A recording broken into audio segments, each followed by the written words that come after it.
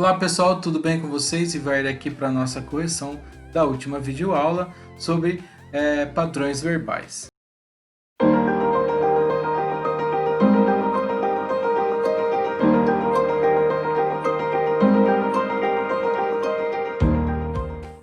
Então nós temos aqui no 6 essas 4 frases utilizando e nós vimos que o promise e o refuse a gente usa o infinitivo na hora de fazer a locução verbal, utilizando um outro verbo. Aí eu coloco to build, to answer, que foi utilizado nessas frases.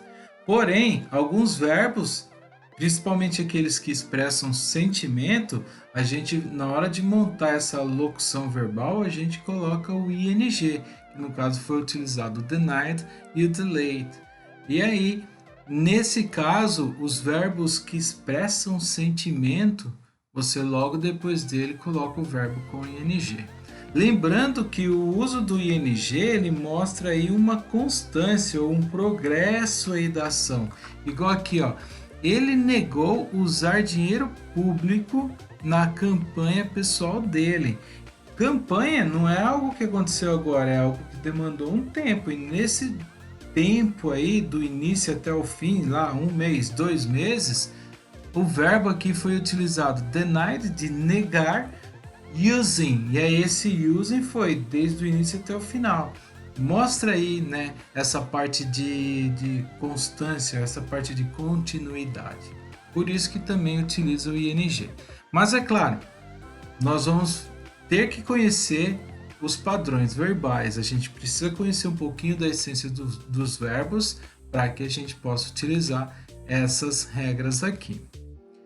A letra A fala assim, quais verbos são seguidos pelo infinitivo? Então, promise e refuse, tá?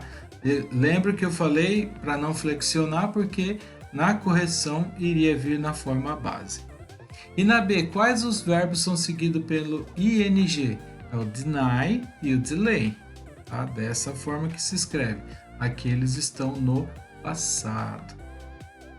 Eu falei aqui para vocês sobre os verbos padronizados e que nós temos essa tabelinha aqui. Tem mais verbos do que estes?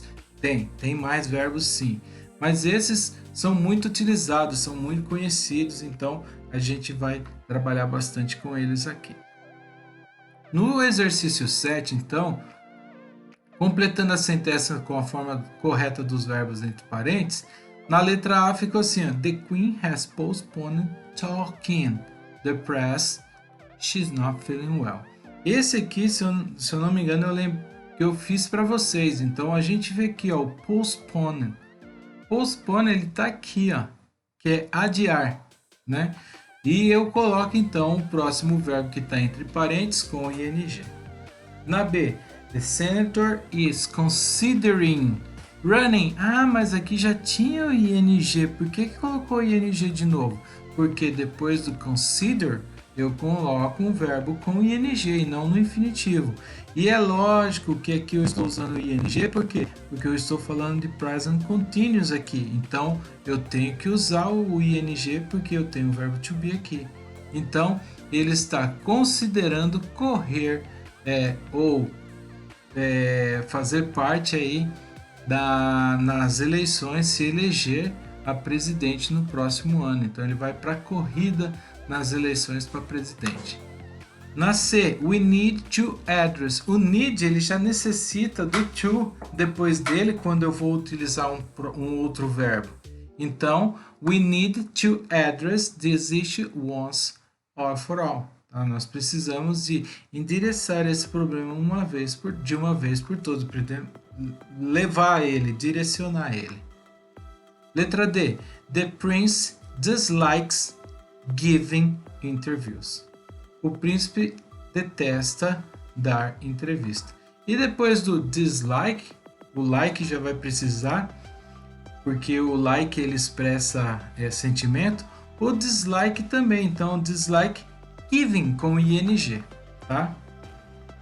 Na letra E, the governor hopes to receive the support of his party on Monday. E aqui tá falando assim, ó, O hope, ele precisa do to depois dele se eu for fazer a locução verbal. Então, o governador espera receber suporte para a festa na segunda. F. He intend. O intend também precisa do to. Então, he intends to follow in his father's footsteps. Ele pretende seguir os passos de seu pai. Na G. I avoid watching political ads. They usually make me angry. Eu evito assistir. Então, o evitar é no sentido aqui de expressar um sentimento de não gostar de política comercial, política, assim vai. Então, também vai aqui com o ing. E ele ainda complementa, né? Eles normalmente me faz ficar nervoso. Na H, the government agree to meet with the protest and reach a compromise.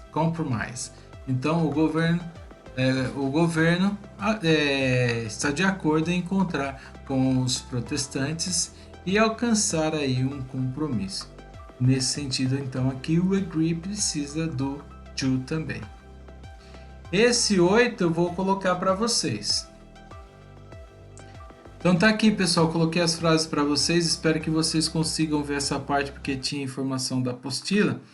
Mas na letra A fala assim: I want to take my driver's license. Eu quero tirar ou pegar minha carteira de motorista. Na B, I miss listening a good song. Eu sinto falta de ouvir uma boa música. Na C, I enjoy reading Shakespeare. Eu adoro ler Shakespeare.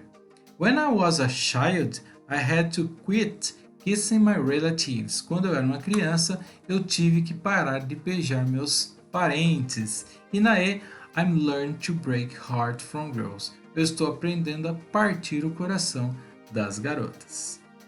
Tá? São só exemplos, é claro que vocês fizeram diferente.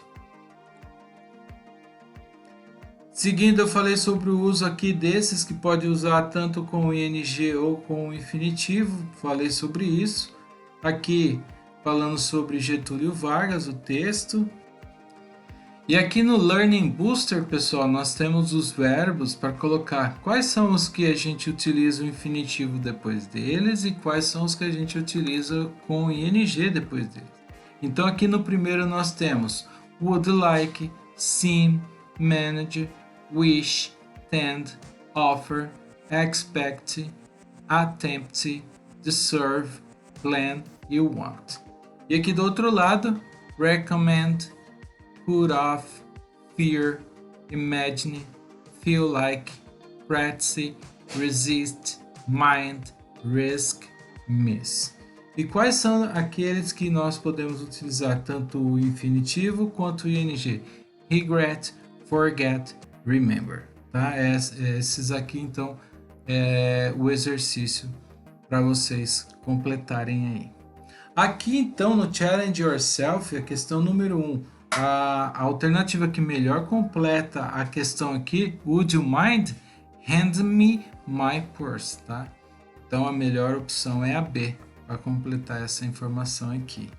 Na 2, temos 3 frases, e as 3 frases precisam desses finais aqui. É a B, shopping, minding, clapping. Gun, shopping, do you mind? E finally the public start clapping. No 3, o que é verdade sobre esse cartoon aqui? Então, the word that shows that the king has no competition is unopposed. A palavra que mostra que o rei não tem competição é unopposed, tá? Unopposed. Aqui no 4, qual opção poderia ser respondida já com essa informação? Yes, we can. Essa daqui, ó. We can too. Já que aqui é positivo, o único que cabe é essa daqui, ó. Por quê? O modal aqui, ele tá na forma positiva, então eu tenho que usar ele também na forma positiva. O neither aqui, ele é negativo, então não posso usar. Aqui também é negativo, não posso usar. Aqui não faz jus com o que tá falando aqui. Então, we can too. Yes, we can too. Muito bem. Seguindo essa frase aqui, qual é a melhor resposta? So do I. Então, I prefer this way of resolving conflict. So do I. Eu prefiro essa forma para resolver os conflitos?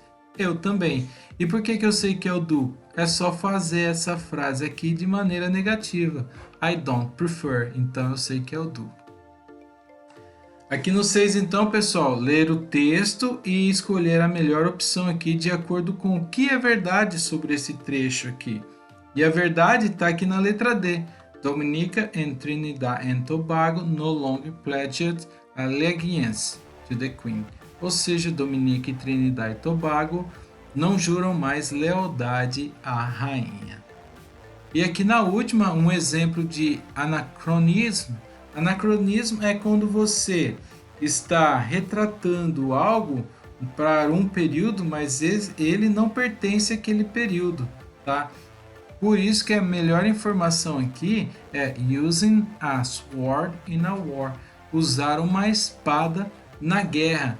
Bom, hoje em dia a gente imagina a guerra com bombas, armas, né? E não usa-se espada. E é claro que aí o período com espada aqui está fora do contexto de uma guerra. A mesma coisa que os jovens nacionalistas lá de Barbados falam que a rainha é um anacronismo, ou seja, é algo retratado fora do seu período. Por isso que vem essa informação desse jeito aí no texto.